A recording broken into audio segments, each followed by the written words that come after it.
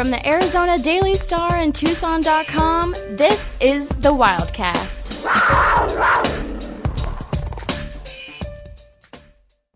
Newest episode of the Wildcast podcast coming your way via the Wildcaster app, Apple Podcasts, Spotify, Amazon Podcasts, or wherever you listen to podcasts. Make sure you subscribe, rate, and review the Wildcast today.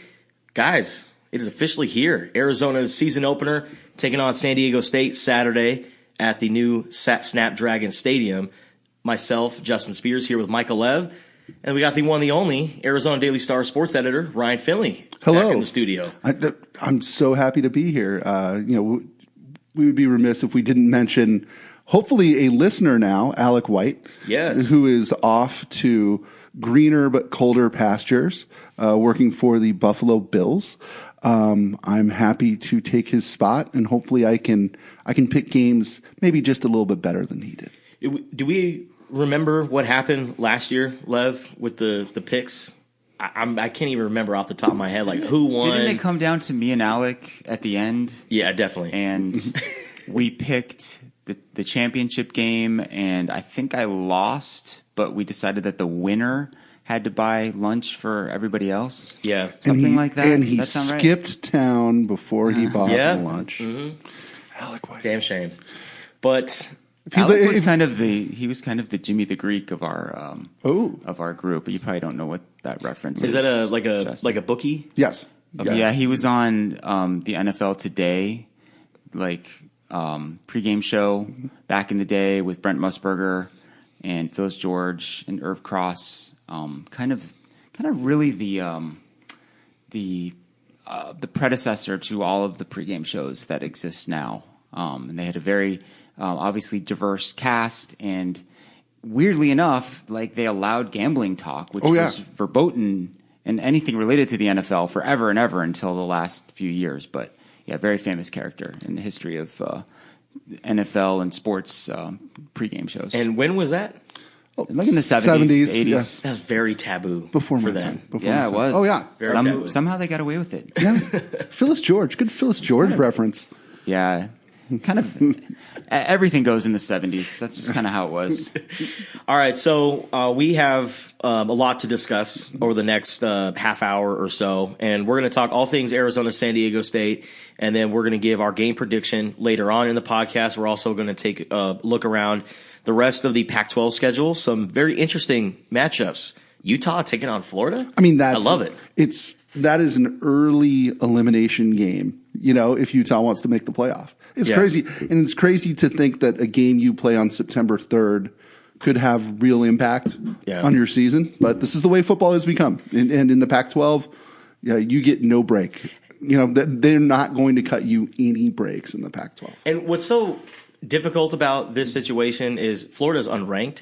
Yeah. So if Utah goes in and beats them, it's not like Utah's like, we're planting our flag. Utah football's here. We're one of the top teams in the country. And it's like, well, no, we expect you. I mean, you're number 6, number 5 in the country. So yeah, you're expected to go in and be an unranked team. Right. No, it's true. And the question becomes, and we'll get into this later, obviously, Lev, you and I have talked through the years, Utah is sort of the team that, I don't know, sneaks up on people.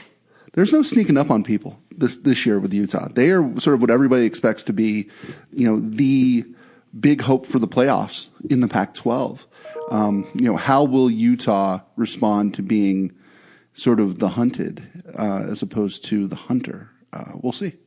So we'll provide our predictions and break all the games down later on in the podcast. We're also going to do, speaking of gambling, we're not going to gamble on this. These aren't like official over-unders that you can gamble on. We don't have the Wildcaster Sportsbook, at least not yet. Not yet.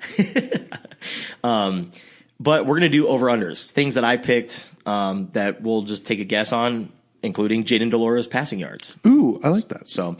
But let's talk about the game that everyone wants to talk about, and that's Saturday afternoon, Arizona, San Diego State, brand new Snapdragon Stadium, 12:30 kickoff. You got the heavy hitters on the broadcast. You got Brad Nessler. I mean, he's as big as it gets. So this is a very important game for Arizona, and also this is a chance for the Wildcats to finally show off all their new toys that they got in the offseason. They spent this entire offseason reconstructing its roster, And now they have the opportunity to finally do it. But now that we've seen this team in practice over the last month or so in training camp, and knowing what we know about San Diego State, how do you guys feel about this game? Start with you, Lev. You mentioned the talent transfusion or infusion or whatever word you want to use for Arizona, all the shiny new toys, and it's all very exciting, to be sure. Right before we came on today, 247 Sports released what they call their team talent composite, which is just kind of looking at the entirety of the roster after all of the recruiting and the portal maneuvers, and using their their rankings. Like, what does your team look like, right? Like it's sort of a way to quantify the rankings, and they had Arizona at number 48 in the country. And that was a jump of 20 places from last year. Yeah, 48 makes a bowl game. Yeah. So I mean, that should sort of show you right there, how much better this team is. Now, are they good enough in the really important areas to beat San Diego State? And I'm not sure about that, because San Diego State still has a really good defense, a really good veteran front seven. That front seven absolutely dominated the game last year. They had 11 tackles for losses, which is a lot. So that worries me. Yeah. I'm just that particular aspect of the game really worries me. I think it's a bad matchup if you're the Arizona Wildcats, and not necessarily because San Diego State's good. San Diego State is certainly talented. They're probably headed for another bowl season or better. This year, the issue is San Diego State's not the kind of team that lets you sneak up on them, right? This is a ground and pound, play good defense, very old school football team that just does not get upset. I've followed this team my whole life, Justin. I was born on College Avenue in San Diego, which is near the college. So I've been following them since I was little. And, this Brady Hoke-led San Diego State team does not lose in upset fashion. They sometimes don't have the talent that a lot of their opponents have, but they don't play poorly, hardly ever. And they get the most out of the talent that they have. And that's what makes me nervous looking at this from an Arizona perspective. I think we can say that Arizona's going to play a lot better than they did last year. I think we're going to say that Arizona's going to score some points. I'm just not sure if at the end it's going to be enough. Now, this is a game that we've all been looking forward to. But I think from Arizona's perspective, I like them winning this game for a number of things. One, this is the season opener. San Diego State had the luxury of watching the BYU game last season and understanding, okay, this is our game plan. This is exactly what we need to do to expose them and dominate them. And sure enough, they did. They went up 21-0, and Arizona had only run 7 offensive plays that game. So that right there, San Diego State had a game plan because they saw it week one against BYU. Number two, I mean, this team is just so much better. Think about it. Last year when we were doing a podcast, getting ready for the season opener, we were like, man, Gunnar Cruz, Will Plummer, well, how do their skill sets, what can they bring to Arizona as their quarterbacks? And now here they are in practice holding up tennis rackets. Yep. Gunnar Cruz and Will Plummer are they the 4 and 5? I mean, Will Plummer's hurt, obviously, or recovering. But, are they the 4th and 5th string quarterbacks now? Yes. I mean, that's the thing. And this is just sports, right? It's so much better. It is so much better. You look at it, I think Arizona has a real chance for lots of reasons here on Saturday. I just wish that they were playing a team that wasn't so assignment sound, because San Diego State is going to make Arizona earn every point. Arizona's not going to sneak up on the Aztecs. And I think that's going to be part of the challenge here Saturday at Snapdragon. But another point I was trying to make with the quarterbacks was those guys are in practice holding up tennis rackets, trying to block passes. Quarterback play matters. And think about, how many games Arizona was competitive in last year, but it's like, man, if only they had a competent quarterback. I had this conversation yesterday with somebody. If Arizona had a competent quarterback last year, I think they win 3 more games. 3 more, not just 3 total. 3 more. 3 more games. Okay. I think that quarterback play really, I mean, they shot themselves in the foot. I mean, for starters, we could say they beat NAU. Come on. Yeah. Colorado. Colorado, right. I mean, all of a sudden, then you're looking at a 4-8 Cal. Well, they beat Cal. Well, they beat Cal, but you're looking at a 4-8 season. Washington, yeah. I mean, you're looking at a 4-8 season that doesn't look so bad, right? Yeah. So, that's the question. Now, this is a separate podcast, probably. Is Jayden DeLora that guy? I don't know. We haven't seen him play yet. But certainly there's reason to believe that he's better than the guys who they had last season. I mean, we've seen him play against Arizona and do really well, really well. He threw 4 touchdown passes. Right. Here's the good news. Dominated in that game. Yeah. I mean, I watched every practice snap that they allowed us to watch from spring through the end of training camp, and he got better. He noticeably got better about halfway through this camp. He was, Justin saw it. He was struggling a little bit. There's a learning curve when you go from a run and shoot to a pro style offense. There just is. We saw it last year with all 3 of the guys in various ways. If Jordan McLeod had gotten here earlier and he couldn't because of his transcripts or whatnot, he probably would have been the starting quarterback because he didn't have that time in the spring, he was behind, the other guys. So, to your point about last year, Arizona, this is according to the Pac-12, they were within 1 possession or held the lead entering the fourth quarter in 7 of their 11 losses last year. Wow. Jeez. Yeah. So, they could play with people, through about 2.5 quarters or so, and then depth would kind of take over. They'd get worn down. They'd make a killer mistake. How many pick sixes did they yield? How many interceptions did they have on screen passes? I mean, I'm pretty sure every quarterback last season threw a pick 6 for Arizona. I feel like that might be the case. Yeah. And the only one who didn't was Jamari Joyner. Yeah. And or a pick on a screen pass, which, I mean, you sort of feel like that should never happen, but I think it did to all of them. So just that alone, if you can cut down on the mistakes, that helps keep you in the ball game. What I really like about Jayden DeLora the most, though, is he's a playmaker. He's super aggressive. I rolled out the stats about his efficiency and effectiveness and 20-plus yard downfield passes in this week's Cat stats compared to all the other Arizona quarterbacks from last year. Complete difference, night and day. He's way better at it. And they have guys like Jacob Cowing and Tetsuroa McMillan who conceivably can get downfield and make a play. So I think they're going to have to hit on some of those because if you try to win the kind of grinded out game, you're playing right into San Diego State's hands. That's exactly it. And, it's so funny thinking back to last year. I'm of the impression that this team is well coached. Now, that's strange to say since they went 1-11. But I thought Jed Fish did a really good job last year of getting the best out of the players that he had. Their style of play, speaking of grinded out, right? When they played BYU in Vegas, I thought that they were very sort of clock conscious and conservative because they didn't want to turn this into a track meet, right, with BYU. My question heading into week 1, I guess, more than anything is, how will Jed Fish's offense expand now that he has some of the talent to really make these big plays? Yeah. Are they going to look, like a conservative-ish NFL team? Are they going to look like a little bit more of a downfield passing, deep strike college team?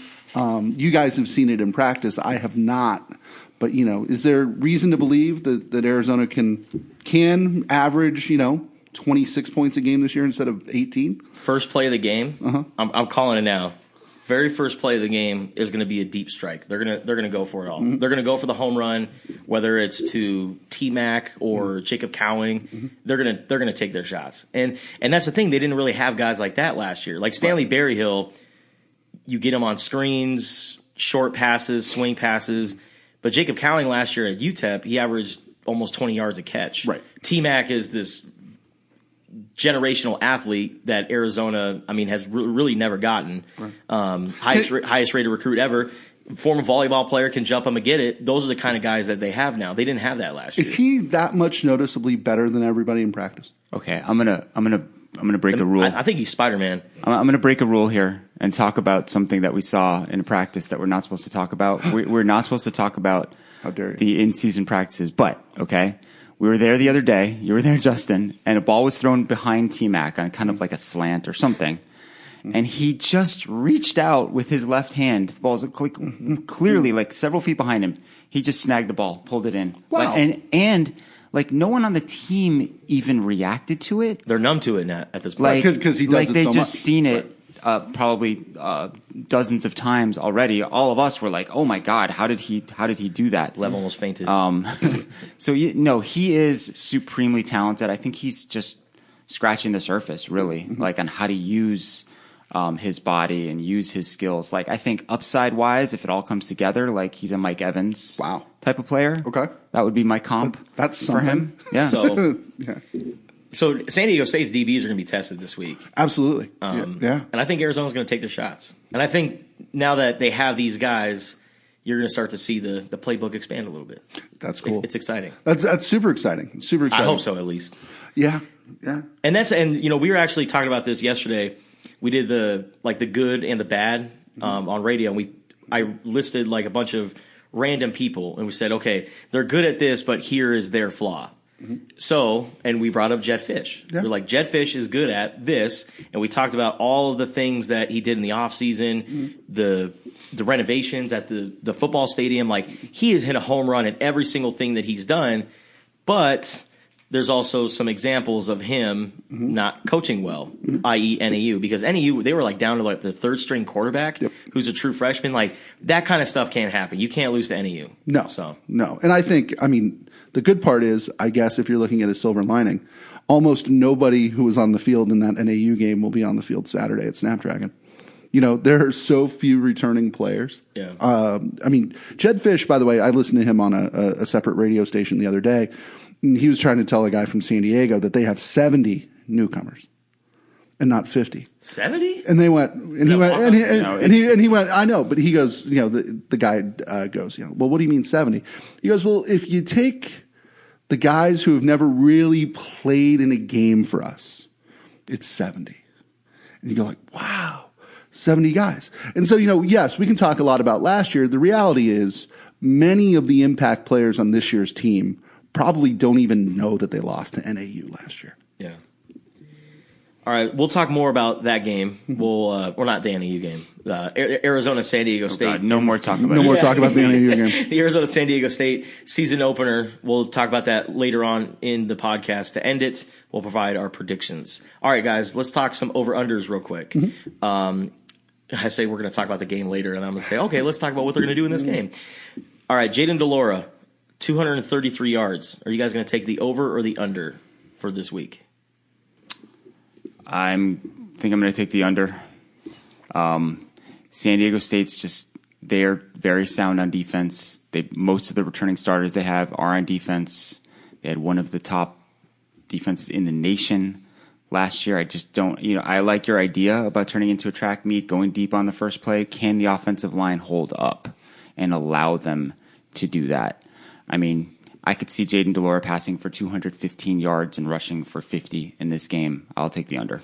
I'll also take the under, and it's less about Delora and more about the way San Diego State plays. They shorten games. They run the ball. They play defense. They're in no hurry. And because of that, I just don't think Jaden Delora is going to get a ton of opportunities to throw for 250 yards. If we're saying, was it 233. 233. Because that's what he averaged last year at Washington Right. State. If we're saying 233, let's average 10 or 15 yards a completion there. Man, now we're talking about him completing 20 balls. Yeah. I'm not sure that happens. I'm going to go with the over, and you guys brought up the offensive line. Can they hold? And this is why I think he's going to get the over. A lot of yak.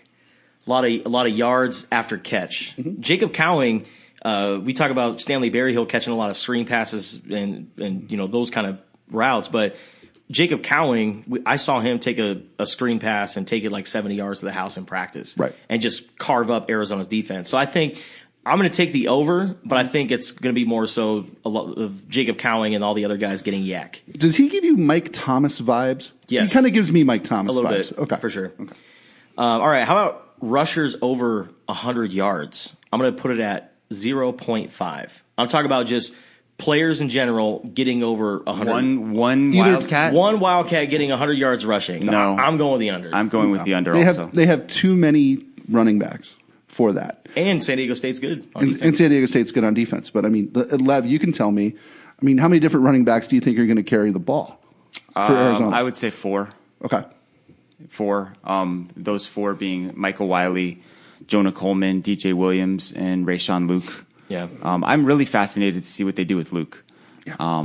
He's one of those guys who, I mean, he's not going to carry the ball 15 to 20 times a game. Mm-hmm. You want to get him in space. Mm-hmm. You want to, use him on a jet sweep, a screen pass. Maybe, have a handful of carries. Maybe he's the kickoff returner. But legit game-breaking speed. How are they going to utilize him? How are they going to take advantage of that skill set? James Rodgersy. Remember Jaquiz Rogers' brother? Remember James? Maybe. Yeah. Got the ball like on 3 fly sweeps a game and took it to the house? Okay. How about sacks on both sides? So I'm putting the line here at 2.5. So sacks that Arizona is going to get, also sacks that they're going to allow this game against San Diego State. So let's start off with the offensive line. How many sacks are they going to allow this game? 2.5, over, under? If you're forcing me into this one, I guess I'll take the over. 3 seems like a reasonable number. That wouldn't be a terrible performance either. They gave up 4 in last year's game. I asked Brennan Carroll at one point during training camp. I said, you guys had 35 sacks allowed last year. What's an acceptable number? When I said 35, he just kind of shuddered. And his only acceptable number was 0. 0, yeah. That's obviously not Football realistic. Coach. Yeah. If they're playing from behind, maybe they have to pass a little more than they want to. I'll take the over. Yeah, I'll take the over too, and it's for that reason. I think the game is going to be close. I think it may be Arizona with the ball at the end of a half or at the end of the game needing to throw downfield, and if that's the case, that's the Aztecs will pin their ears back and get a sack or 2 there. So I'll take the over. Yeah, I'll take the over on San Diego State sacks as well. Just great front seven, got a lot of guys returning. And I think Jonah Savinea is going to have a nice little welcoming party to college football because it's very easy to go up against your guys in practice when you're going up against the 2s and the 3s. But when you're going up against 1s against a really good San Diego State defense as a true freshman, yes, yeah, he's going to see another Jonah across from him a lot. Jonah Tavai, who's probably San Diego State's best returning defensive lineman. God, he's been there forever. Yeah, they also brought in his brother from Hawaii. Oh, there we go. Justice Tavai. They have 2 sets of brothers now on the San Diego State starting defense. McDonald brothers as well. Brought in one of those guys from Washington. But I was looking up the pressure stats last night, as one does. And late at night, everybody else in the house is asleep. Yeah, that is kind of how it works. And Jonah Tavai had 61 pressures last season, and I believe the high for any Arizona defensive lineman was like 23. For the season. Wow. Yeah. And that wasn't even number 1 on San Diego State. Cam Thomas, who was an NFL draft pick, was like 77 pressures. So that gives you some indication right there that these guys are really good at getting after the quarterback. How about Arizona? Are they going to get to the quarterback? That's the big question. I don't see. I'll just jump in here. I'll take the under there, and not necessarily again because Arizona's going to get blown off the line, but because I don't think the Aztecs really get sacked a whole lot. They don't run. They don't throw out of the shotgun. When they do throw, it's a lot of play action. It's a lot of quick stuff. Braxton Burmeister is athletic enough to wriggle out of some things. My guess there would be the under. Michael? Yeah, I'm going to go with the under also. I think, one of the question marks on this team is, are they going to be able to generate a pass rush with 4? How many times did they go over 2.5 last year? Looking at it here, they did it twice. And it was 2 games, one that they easily could have won against Washington and one that they did win against Cal. They had 4 sacks in each of those 2 games. That was with Dr. Blitz. That was with So look, Johnny Nansen, he's going to mix it up. Obviously, the best case scenario for a defense is if you can generate a rush with 4. But they're going to bring some guys in some unexpected ways, I think, to try to throw off Braxton Burmeister. But as you said, very elusive. We're probably going to see a lot of the quarterback run game, read option stuff from them. I expect San Diego State to play it like kind of conservative, close to the vest, let the other team make the mistakes. I don't know how. I'm going to be different here. I'll just say over. Okay. And if they're going to sneak one in, if they're going to be 3, and it's going to be like a 3rd and long situation, and they're going to put in a guy by the name of Russell Deuce Davis, who's going to have a lot of sacks in his career at Arizona. It's a rule, I think, that if you're a newcomer on this year's Arizona team, you need a nickname, right? Yeah. Okay, so this is Deuce. It's like Deuce, Bobo, Wowo. Who are some other speedy? Who's the guy who's named after a plane? Oh, G7? G7? Yeah. That's my favorite. I can't even pronounce his name, so we're just going to call it G7. All right, now time for our Pac-12 picks. So we have 5 games, including the Arizona-San Diego State game, and we're going to go over some notable matchups. First off, we're going to start with Colorado against TCU. Now, the Buffaloes are 13.5-point underdogs. At home. At home. And I like TCU to come in here, and I think they're going to wax Colorado. I'm kind of underwhelmed by the Carl Durrell era at Colorado. It looked like they were going to make a splash because they got some pretty noticeable recruits. Like they got Jason Harris. They kind of wooed him away from Arizona. And then I thought they were going to be able to get Cole Martin because they had Demetrius Martin coaching DBs there, but then he went to Oregon. Cole Martin followed him to the Ducks. So beyond just that little 15 minutes of fame for their recruiting a couple years ago, Colorado's been very underwhelming in the Carl Durrell era, and I think this weekend they're going to get Dugan. What's their quarterback? Is it Max Dugan? Max Dugan, Sonny Dykes. Yeah. They are going to carve up Colorado, and they're going to put up so many points. Again, and I'm old, but I'm old enough to remember when Sonny Dykes was calling plays at Arizona. And that air raid offense is built to wax bad teams. Yeah. Right? I mean, this is an air raid offense that, they could win 41-7.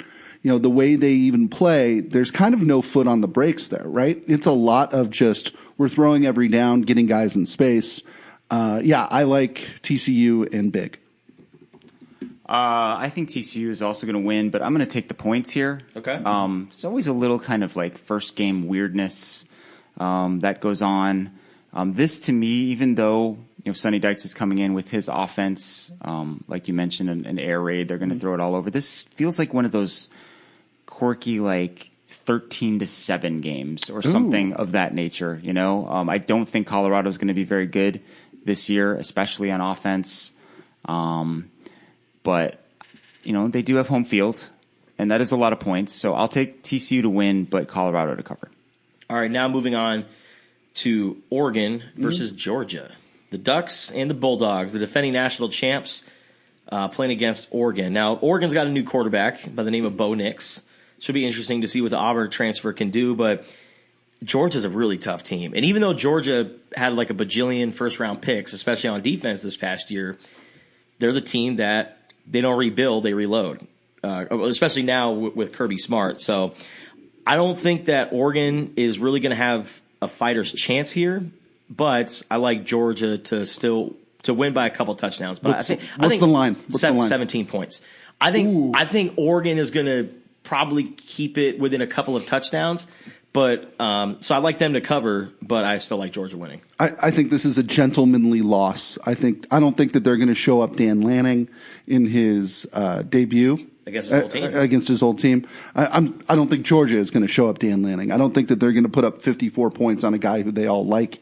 I could see Georgia being up, 3 scores late, letting Oregon drive against their 2s and 3s to backdoor cover there. So I like. And I'm very specific. I'm just thinking about Kirby Smart. I could have 60-pieced your butt. I think Georgia wins, but I think Oregon covers in a backdoor late kind of way. Same. Yeah, I'm with you guys. I think 17 points is too much. This is a really good Oregon roster.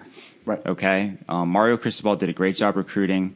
They've got 4 and 5 star guys all over the place. Obviously, they're not going to be on quite the same level as the elite of the elite in Georgia, which has been recruiting like better than just about anybody, and that's a large reason they won the national championship last year. The game's in Atlanta. That doesn't really help either. I mean, neutral site, quote unquote.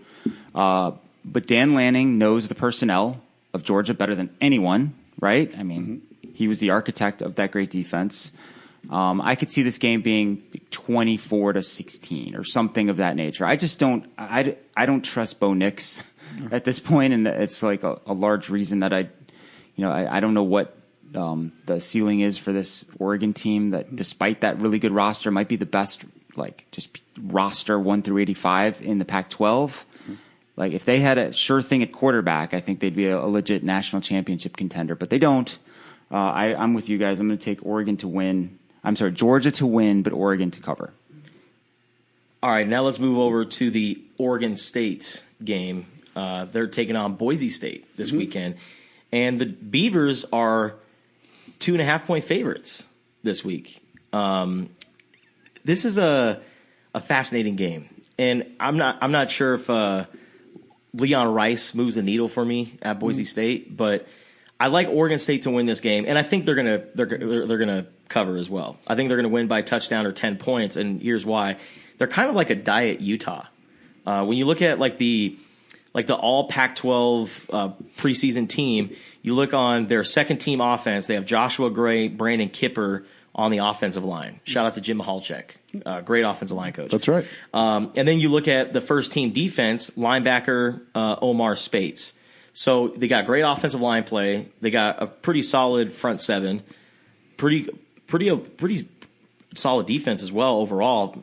I like Oregon State this year. They're a very underrated team, and I think they're going to sneak up on a lot of people and win some games. But starting this week, they're going to beat Boise State by a touchdown. This is one of those lines where when Vegas tells you something, believe them, right? Vegas thinks Oregon State's better than Boise, even if the brand name recognition wouldn't lead you to think so. I'm with you, and I'm afraid that Justin, we're agreeing on way too much today. But I'm with you. I think the Beavers not only win, but cover. And again, completely hypothetically, I like this pick more than all the other picks in the Pac-12 this week. If I had a lock, it'd be this one. Lev? 3 points, right? 2.5. Yep. 2.5. Oh, even better. Okay. I'm going to take Oregon State as well. I like Justin's comparison there to Utah, just kind of the way that Jonathan Smith has gone about building up this team. They run the ball really well. They have an underrated quarterback. You'll like this aspect of it, Ryan. I think Reser Stadium is like kind of half constructed right now. Yeah. Right? Like They're always literally either. blew up. They literally blew up half the stadium to redo one side, and it's not done. So they're going to play this season in this stadium that's under construction. But I feel like the team is further along than that. They went to a bowl game last year, and I don't think people necessarily expected that. If the Pac-12 North still existed, I think they'd be legit contenders to at least make Oregon sweat up there. So, and Boise State, I don't know. I think the jury's kind of still out on Andy Avalos, right? I mean, they started out really slowly last year. They were kind of normal-ish Boise State toward the end of the year, but man, 7-5 is not what you typically expect from that program, which has dominated the Mountain West Conference for years and years. So Sure. I'm going to go with Oregon State. Leon as well. Rice is the basketball coach. Yes, right? he is. Okay, I was yes, like, he is. When you said Leon Rice, I was like, do they have a player who has the same name as their basketball coach? I was wondering about that one. I was like, Boise. Okay, I got the basketball coach. Well, and here's the thing, too. I follow Oregon State because I think that they're sort of the Arizona of the North in terms of the way they're rebuilding their program, right? They brought in a guy, Jonathan Smith, who was a graduate there, decided to sort of tear it down and build it back up from the studs, right? Yeah. This is what Jedd Fisch is doing. Reser Stadium, they're going to demo half of it and build it back up from the studs. This is what they're going to do at Arizona Stadium too, sooner rather than later. Oregon State to me is, you almost root for them to win because it shows that path that they're on is working. Yeah. And if that path is working for them, maybe it will work for Arizona. All right, now let's move over to the last big game before the Arizona-San Diego State game. Utah versus Florida. In the Swamp, unranked Gators hosting Utah, and the Utes are only 3-point favorites. Maybe Vegas is trying to tell you something, guys, that this is the upset special, that this is the game where Florida beats Utah and tells everyone, the Pac-12, you guys are nothing. The highest-ranked team couldn't even beat an unranked SEC team to kick off the season. Man, it feels like a trap, doesn't it? It feels like this is going to make the Pac-12 look like a laughingstock. I mean, I'm going to take Utah. I ranked Utah 4th in the country heading into the season. I think they're far and away the most complete team in the Pac-12, so I'm going to just sort of stay loyal to the Conference of Champions here. But I'm thinking while back, it still exists. I'm thinking Go back, ahead. Ryan, to 1999. Ooh. Okay. Justin was 4. Go ahead. I was. If that. Arizona is coming off its best season ever, right? 12-1. Are we talking Penn State here? Yeah. All right. They go up let's to Penn State, Yep. and it's so hot and humid, right? And they're just gassed. Halfway through the first quarter, they get blown out, and they're kind of never the same. Nope. After that, I worry a little bit about something like that happening here. It feels like a trap. I mean, Florida is at this point kind of a mid-level SEC team, but I don't know, is a mid-level SEC team better than the best Pac-12 team?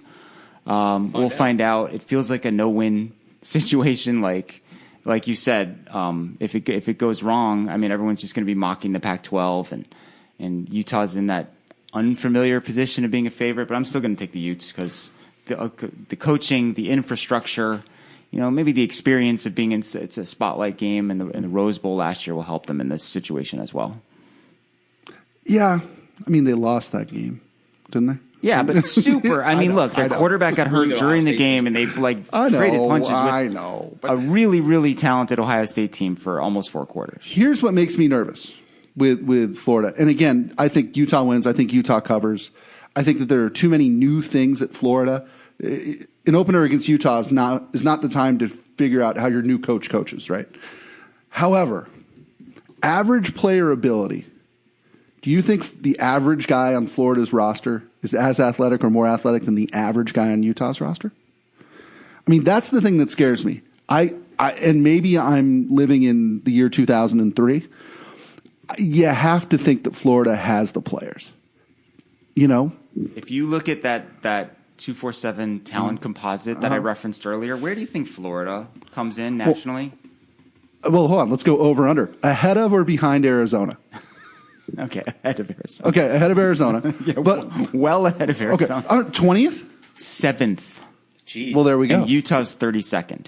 Okay, so that's just based on star ratings. Sure. Utah does an amazing job, better than anyone in the league, of developing their players, turning 3-star prospects into 5-star college players. But just to your point, Yes, thank you. Talent. Something to look forward to in this game is Montrell Johnson, the new Florida running back, who was a one-time Arizona commit. I totally forgot where he went to. God. Well, he went where Billy Napier was previously. Right? Was it Lafayette? Lafayette? Yeah. Yes. So he obviously was a Kevin Sumlin commit. Kevin Sumlin gets fired, and there was like a quartet of New Orleans I remember commits, all those guys, sure. and all those guys except for Colby Cage. Wow. All decommitted and left. And Colby Cage is like, no, I'm sticking with Arizona, and now he's starting at linebacker, which I think is a cool story. But Montrell Johnson was a really good running back at Lafayette and was one of the top rushers in college football last year. Enters the transfer portal. Every school in the country wants him. So that's kind of like the downside of the Kevin Sumlin firing is that you missed out on Montrell Johnson. But look out for him this weekend. I think he's going to have a notable game. But again, it's Utah. And they shut down their run, so I don't know how effective he's going to be. But And your pick is? I'm going to go with the Utes. I'm going to go with the Utes, and they're going to do it by a touchdown or 10 points. I think they cover as well. All right, now time for the game that we've been talking about for the last several months now, Arizona, San Diego State. What is the total spread for Arizona, San Diego State? 6.5? 6.5. On the DraftKings Sportsbook, they got rid of the half. It's just 6 points. It's moving going down. So San Diego State, 6-point favorites, opening up the new stadium. It's going to be a hot one. They're expecting it to like be in the 90s, and Arizona fans are like, We've been dealing with That's that. advantage Arizona for sure. Yes. Absolutely. Yeah. Over under, by the way, we pick it for this game. Oh yeah, as well. Yeah, 46. 46. Yeah. All right, Okay. I'm ready. All right, guys. So Michael? the new Wildcats in year 2 of Jed Fish, all the additions, they're so much better. Will it result in a win over San Diego State on Saturday? We're getting the Arizona Football Insider on the record here. Yeah, I really wanted to pick Arizona to win this game. I think they can win this game. There's definitely a path that you can see. But, man, when I just sat down last night and started breaking it down, I just couldn't get past that matchup in the trenches, especially the Arizona offensive line versus the San Diego State defensive front. I think that's going to be the number one matchup in the game. I think it is going to be a low-scoring grinder type of game that favors San Diego State. I want to do it, but I just can't. So I'm going to kind of take the cowardly way out and take Arizona to cover the spread, but lose the game by a final score of 23-20. Okay. So that is also under the 46. Okay. I think Arizona's going to win next week against Mississippi State. I think that's where their non-conference upset comes. And it's not because Arizona doesn't have the talent to hang with San Diego State or to beat San Diego State. It's because it is a nightmare matchup. It's, we just talked about Florida playing Utah, and you used the word infrastructure. San Diego State leads the league in infrastructure. Brady Hoke was there 15 years ago. Then they replaced him with his hand-picked successor, their defensive coordinator, Rocky Long. Then Brady Hoke came back. They have done things the same way and built it brick by brick for 15 years. I don't think you can surprise a team that's built that way. It's like playing Utah. And in that regard, I think Arizona's going to score some points. I think Arizona's going to show some big improvement. I just think that San Diego State's sort of the infrastructure is going to be too much for Arizona's newness, right? There are so many new players and new schemes and new ideas that we're going to see here on Saturday from Arizona. It almost never comes together in week one. So in that regard, I'm going to take the Aztecs. I think it's going to be really low scoring. I'll say 17-10. Okay. 17-10. I think that, we're going to see some sort of, first game jitters early. I think there's going to be some field goals kicked. I think it's going to be 17-10. And if you're asking for over-under on waters I will be drinking at Snapdragon Stadium because it's going to be 1,000 degrees, I will say 4. How about beers? Nah, man. Can't be. Nah, man. No brews in the sun. No. That's a mistake. And by the way, this is the difference between somebody in their 20s talking to somebody in their 40s. Man, that's a surefire way to end up asleep on the couch is to sit in the sun all day drinking beer. You prefer a ballast point in a room temperature environment. 5 minutes after our deadline. 5 minutes after our deadline hits on Saturday, I'll have a ballast point. How about that? All right, so I'm going to go with an Arizona win. Okay. And I like them to do it in a way where they just do the right things on all different phases. Mm-hmm. So offense, they're going to do just enough to make sure that they're in the game. Defense, I think they get one takeaway because that's been a point of emphasis all offseason long, but it's easier said than done. But with the guys that they have now, I mean, Jackson Turner and Christian Young, that safety, those guys, they know their roles now. How good are they going to play this year? That beats me. Right. But I think with Christian Roland Wallace now being kind of his final form at Arizona, because I think he's going to go pro after this year, just my opinion, and Isaiah Rutherford at cornerback, the Notre Dame transfer, I think they're going to somehow find a way to get a turnover, whether it's a pick or one of these guys forcing a fumble on Braxton Burmeister. I don't know. I just see one turnover coming out of this, and I think Arizona, they're going to win based on a sequence of things.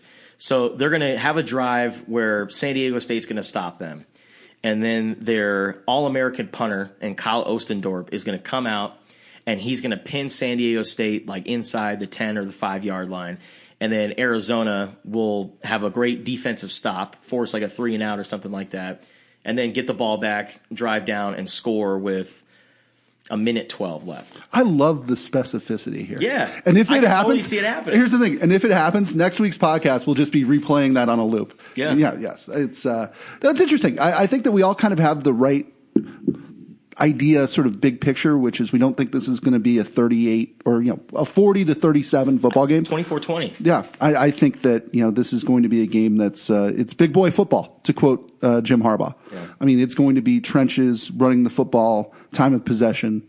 Can Arizona do it as well as San Diego State? We'll have to see. Yeah. All right. Well, that'll do it for this episode of the Wildcast podcast. Thank you guys for stopping by. We appreciate it.